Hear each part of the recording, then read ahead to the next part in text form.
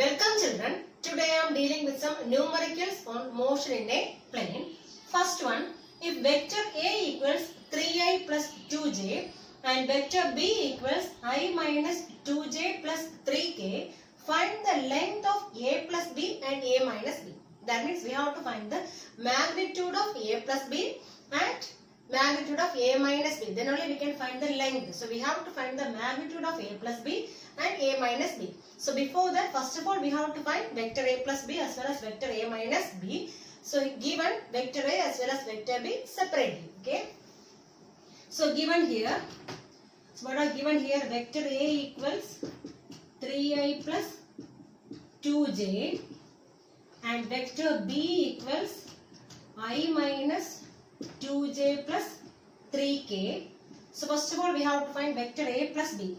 So we have to add both the vectors, vector A plus B. So here this coefficients of I terms we have to add together. So here I plus, that means 1i. So 1i plus 3i. What is the answer? 3 plus 1 is 4i. So 4i. Then here 2j plus minus 2j. So 2j minus 2j it becomes 0. So 2j minus 2j it becomes 0. So 0 j cap plus here k cap is not there. That means 0. So 0 plus 3k. What is the answer? Again 3k.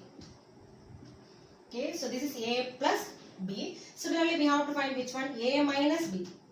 Vector A minus B. That is equivalent to. So here I terms. First of all, we have to take the I terms. 3a minus I. So 3a minus I is 2i. 2i. Here 2j minus 2j. That means 2j minus of minus 2j. That means minus become plus. So 2j plus 2j. What is 2j plus 2j? 4j. So you'll be getting plus 4j. Then again here nothing is there. So plus 0k. Nothing means 0k. So 0k minus 3k. What is the answer? Minus 3k. So you can write it as minus 3k.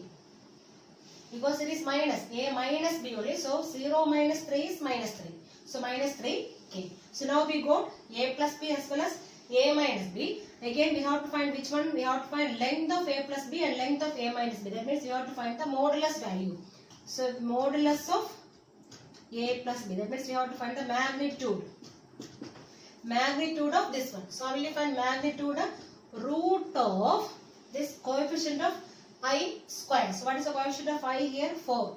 So 4 square plus. So what is the coefficient of j cap here? 0. So 0 square plus here what is the coefficient? 3. So 3 square. That is equivalent to root of 4 square is 16 plus 3 square is 9. That is equivalent to root of 25. So what is root of 25? 5. So what is the length of A plus B? So length of A plus B is 5. Okay. Similarly, we have to find which one? A minus B. Modulus of A minus B equals root of. So I cap, what is the coefficient here? 2. So 2 square plus j cap, what is the coefficient? 4. So 4 square plus k cap, what is the coefficient? Minus 3. So minus 3 the whole square. That is equivalent to root of 2 square is 4 plus 4 square is 16 plus minus 3 square means minus 3 into minus 3. That means 9. So 9. That is equivalent to. So here 16 plus 9 it becomes 25. So 25 plus 4 is 29. So we are getting root 29. So root 29 is the length of which one? A minus B. So length of A minus B is, so that means it is equivalent to which one? Length of A minus B. Length of A minus B. And this one 5 means it is equivalent to which one? Length of A plus B. Length of A plus B. So in order to find the length of A plus B and A minus B, what we are doing here is we have to find the magnitude of both vector A plus B as well as A minus B. Second problem, if the greatest height to which you can throw a ball is h. So h is the maximum height to which we can throw a ball.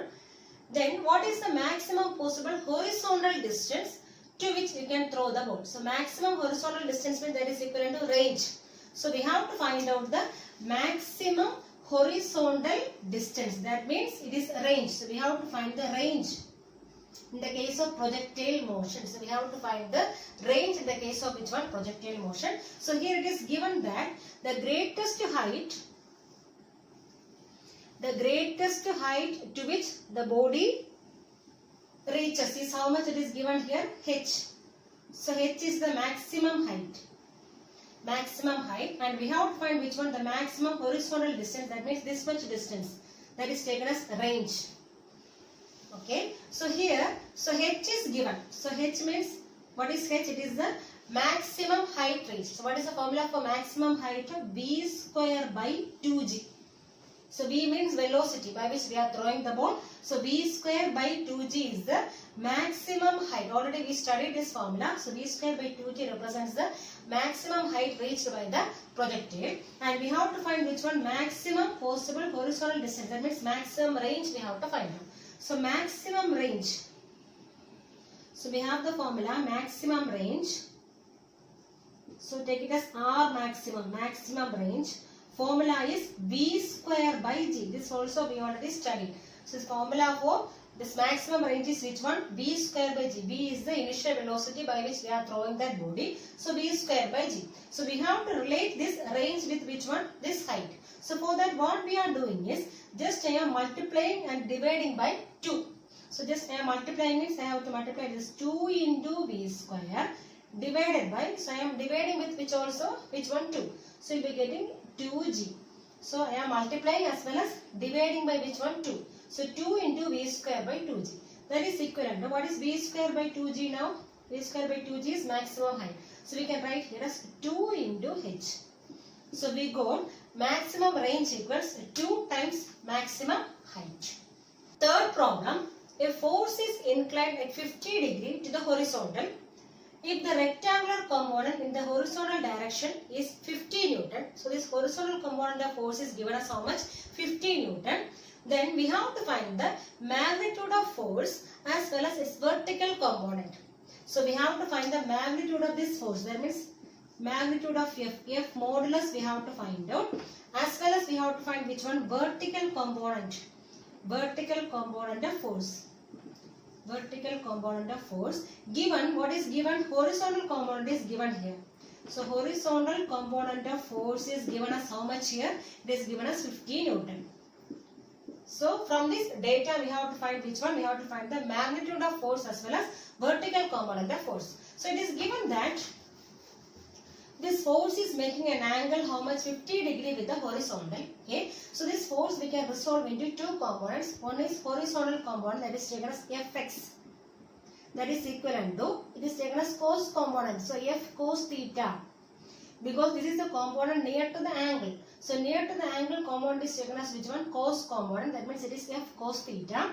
And we have another one component Fy. That is vertical component. It is taken as which one? F sin theta.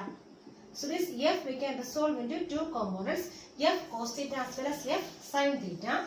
And it is given that F cos theta, that means horizontal component is given as how much? 50 Newton. So it is given Fx, that is equivalent to which one? F cos theta equals how much? It is 50 Newton. Okay. So anyway from this we have to find which one? F, magnitude of force we have to find out. So we have F cos theta equal to 50. So from this how will we find F? F equals 50 divided by cos theta.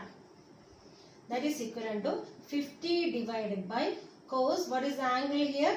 Angle is 50.